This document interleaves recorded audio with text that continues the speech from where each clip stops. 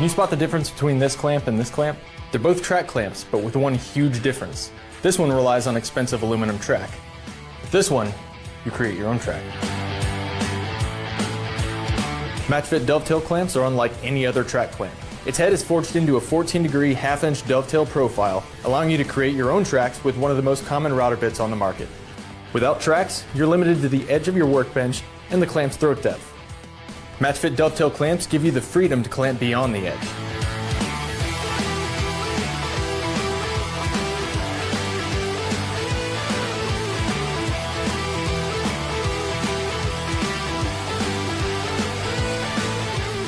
They slide through the dovetail grooves below the surface to secure material without getting in the way. Make auxiliary fences, sleds, stops, hold downs, assembly tables.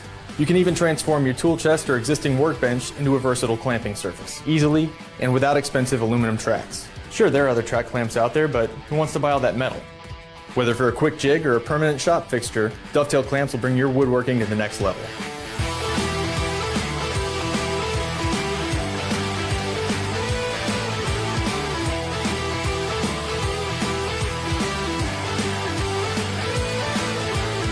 Cut a straight edge on warped or live edge stock with a sled, cut tapers, or assemble your projects on a perfectly flat surface.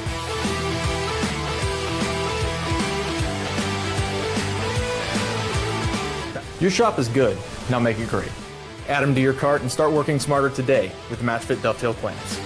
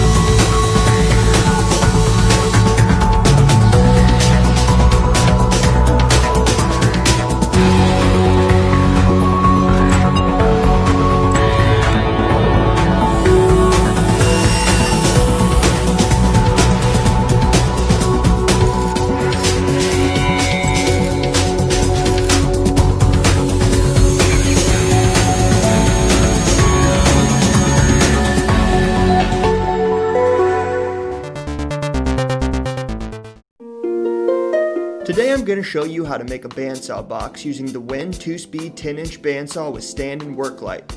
We will also briefly be employing the help of the Win 12.5-inch thickness planer and the Win variable speed oscillating tool.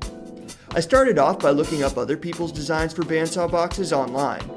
Everyone else online demonstrated such creativity and showmanship with their bandsaw boxes, I couldn't wait to get started making my own version. First, I had to make a block of wood to construct the bandsaw box from. Because the Win 2-speed 10-inch bandsaw has the ability to cut depths of up to 6 inches, I decided to make a 10 by 6 by 6 inch block of wood as my starting point. If this is the size that sounds right to you, then grab 4 2x6s to construct your own wooden block. Next, while donning your favorite business casual, plane off both faces of the boards so they are nice and flat. After that, glue the faces of the boards to one another with liberal amounts of glue to make sure the entire face gets covered. Finally, clamp the boards tightly to one another and leave them overnight to dry. Once the boards are nice and dry, use the Win bandsaw to cut the slab into 10-inch segments. Now you have a nice 6 by 6 by 10-inch block of wood to work with. Next, draw or glue on the design that you want to cut out. For me, I chose a design that would be next to impossible to mess up. After quickly messing up my design, I decided to revise my plans to something even easier, a half circle. A few things for beginners to consider. First and foremost, understand the relationship between the width of the blade and the turning radius of the saw. If you don't think your saw blade is turning sharp enough, then you may need a thinner blade. Once you have cut out the box, the next step is to cut a flat piece off the back. Set this piece aside, as you will need to be gluing it back on at a later point in time. After that, it's time to cut out your drawer.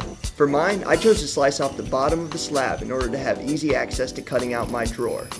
To make your drawer, cut out a solid piece from the center of the block. Perfect! Next, set aside the rest of your bandsaw box and cut off flat pieces from both the front and back of your drawer. Finally, Cut the center out of the drawer to allow for room to put stuff. Now it's time to glue everything back together.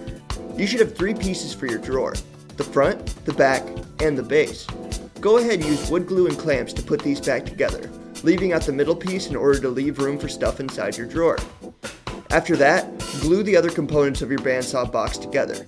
Clamp them and leave them to dry separately from the inside drawer piece. Once the pieces have had time to dry, unclamp them and then see if your drawer fits. Odds are, it'll take a little sanding in order to get it the right size. I used the Win Variable Speed Oscillating tool with a low grit sandpaper in order to remove the excess material. After a bit of sanding, the drawer should slide perfectly back into your bandsaw box. Finally, using the excess scrap, make a little handle for your drawer.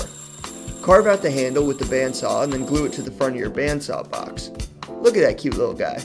Once the handle has a chance to dry, your bandsaw box is complete. And there you have it. Now you have a place to store all of your hopes and dreams, and maybe even a deck of cards. So remember, when you need a simple woodworking project idea,